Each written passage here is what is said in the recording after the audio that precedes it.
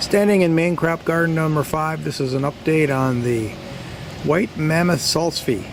It is doing terrific. Just look at this little batch right here. That's just fantastic. Whether or not it's got a fantastic root, I don't know. We're going to let it grow for a while before I check it out. Look at that avocado seed sprouted. Ain't got much longer to live. And look at these tomatoes. I've got to pick them. They're going to start falling off. This one here is a volunteer that came up, and it is just fantastic. I already picked a couple bunches off of here. I always clip off the stems when I pick up all the tomatoes off it. But just look at this. Up and up and up and up and up. I gotta save some seeds off this one. This one looks like it's gonna be a good one too. That. Just long batches. Big tomatoes, big cherry tomatoes. Okay. More back here.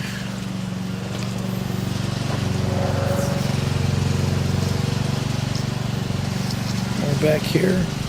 This is the Bricker tomato wall. One of his plants must have been a determinate because it all ripened at once. I got them all picked, put them on a shelf. I'm harvesting them. Got a couple more over there that are loaded with tomatoes. That's a Bricker, hasn't ripened yet. These are Brickers here in front. So there's a lot of shade in here. Yeah, it takes a little longer, which I kind of like because with the higher carbon dioxide levels, the plants are growing faster than they ought to. Because they're growing faster, they are less nutritious. You can look that up. There's a study that they just did the tests on and figured it out. So with this shady conditions, they're growing slower. And I'm believing, of course I'm not testing them, but I'm believing that they are more nutritious. I know they are anyways because I make this wonderful compost. More here. Oh, look at these. Look at that. Just a whole big handful right here. Oop, got a mosquito biting me. Ouch. And we have these ground cherries I've been eating, and they fall to the ground. I eat them. Oop, there's some back over there. Oh no, they're both empty. Uh-oh. I probably got a critter in here. Better get a trap. That means I gotta pick them off the branch before they fall. So if I get any. Peak gardening means peak critters. So when that starts happening, I set all my traps, and I sometimes go buy some more. Pair of tomatoes are doing. This is another volunteer. Look at this. Starting. I'll eat that one now, but look at it. Up and up and up and up and up. That's just wonderful. All these pear tomatoes here are all volunteers. I had pears growing here last year. And I remember the fungus or the wilt got them really bad. And the last batch of tomatoes that were on them were even not ripe, so I remember just throwing them to the ground. And I've been rewarded. And these this year, pretty much disease free. Yeah. So maybe it transferred some genetics into the seed. Who knows? There are so many variables that nobody knows. Even a scientist that measures every little minute detail of every little mineral and trace mineral, subtrace mineral of the soil, of the plants, they don't know either. There's too many variables. They maybe have higher educated guesses, but that's about it. So, and we got this pepper plant I planted in here after I harvested a bunch of salsify, and look at this thing. It's all 3 foot tall, and look at all the peppers in here. They're hot ones. And the second one I put in here. This one doesn't have very many. He's got one. That's called a chocolate chili.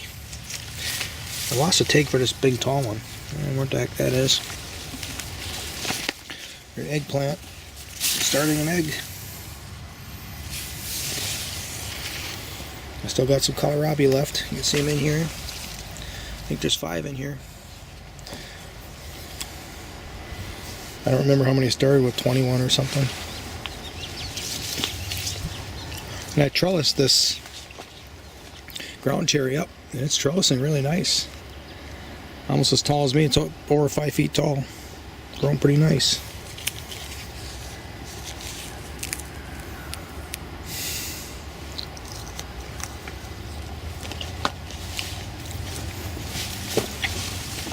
No, there's another avocado seed that sprouted. These are chocolate root. Never grew those before. I tried last year, but something ate them. I don't think you can eat those raw. Oh, there's a pepper plant hiding in here too. Look at all the peppers in there. That looks pretty nice.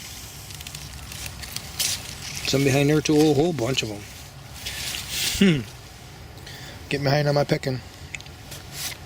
In here we got celeriac growing. Celeriac. Maniac celery. Celery maniac. White celery here. Growing pretty nice.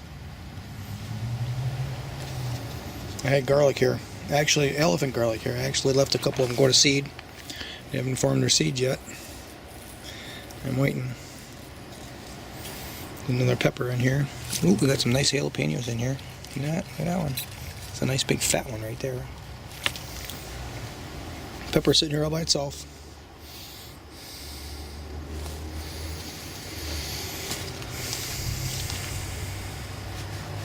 Oh, there's a potato in here that slugs pretty much have devoured. But I should probably pull it out and see what we got in here. Ooh, you can see one right on the top here.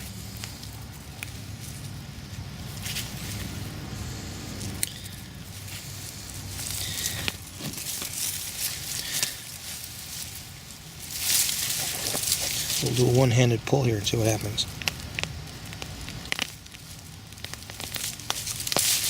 Oh, look at that! That's a monster! Just one single potato plant all by itself here. Gotta be more in here too, you'd think. Yeah, there's more in here.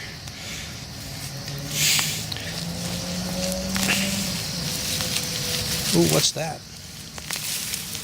Oh, some sort of flower that was growing in here. No, I just pulled it out now.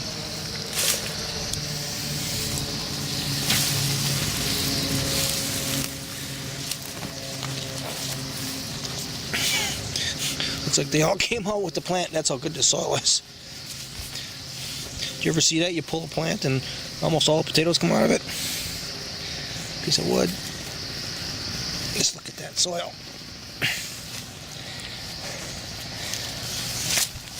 Wasn't too many years ago. This was just a thin layer of topsoil and kind of sandy conditions below that. So I guess that's what we're getting. Yeah, one. I like those little ones. I like to fry those up in the morning for breakfast. Another one. I forget the name of these, but I bought them because they're multicolored.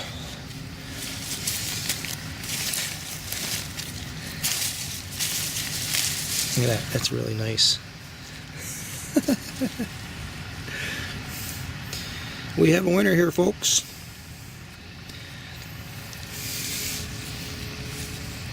So I don't want them to get quite that big, but they look so nice that I think we'll just go with that. This one here will eat it. It's not multicolored. These are the ones I'd like to replant. They're actually like these two. I don't know what I'll do. We'll see what else we got. I planted, I don't know, like 3 pounds of them. So this is just one potato. That's pretty neat. Gotta get this vine out of here now.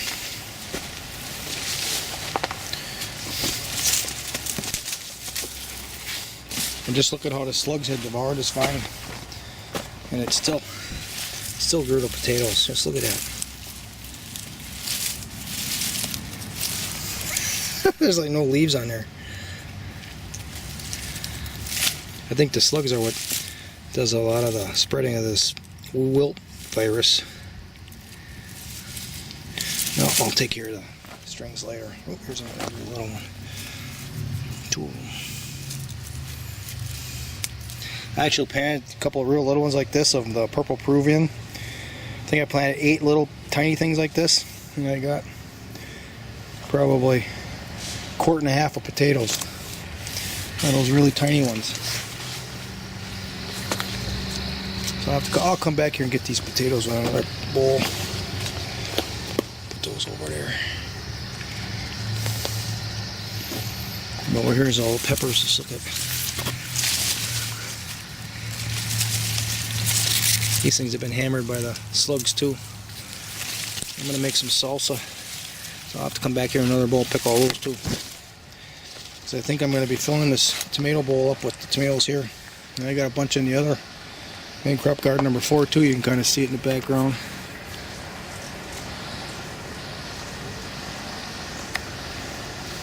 Well, that's enough. I got work to do. Thanks for watching.